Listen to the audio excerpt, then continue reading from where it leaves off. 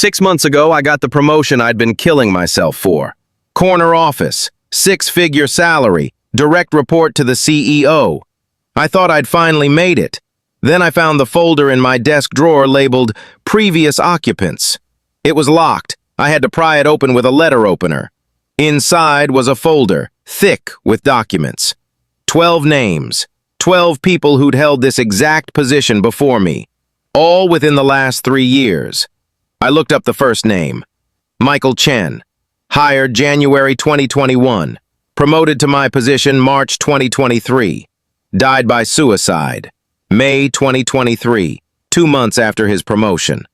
I looked up the rest, every single one, dead, all of them, car accidents, heart attacks, 1 drowning, 2 suicides, 1 fell from their apartment balcony.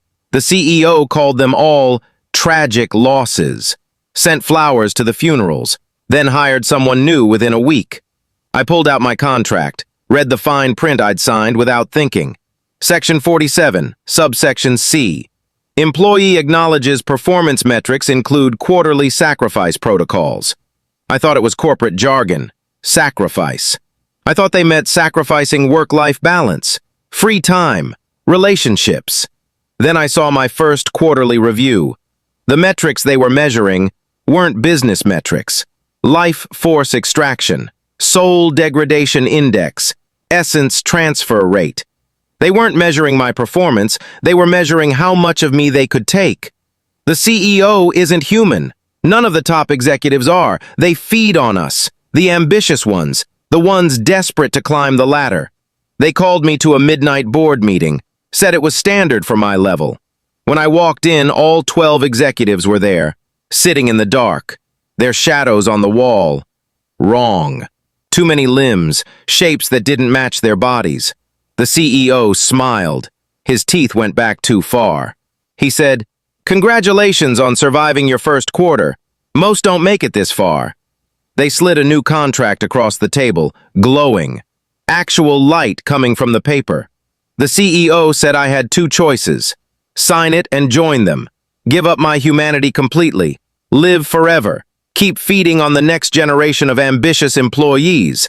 Or refuse and become the quarterly sacrifice myself. I asked what happened to the 12 before me. He laughed. They refused. Idealists. You seem smarter than that. I looked at that contract, at their inhuman faces, at the corner office I'd worked so hard for. I thought about my student loans, my family's expectations, the poverty I'd clawed my way out of, everything I'd sacrificed to get here, and I picked up the pen. That was 6 months ago. Last week, the CEO retired. I took his place. Now I'm interviewing candidates for my old position. There's a young woman in my waiting room right now, so ambitious, so hungry for success. She'll sign anything. She reminds me of who I used to be. Before I learned that in corporate America, some promotions cost more than your soul. They cost you your humanity. And you know the worst part? I'd make the same choice again.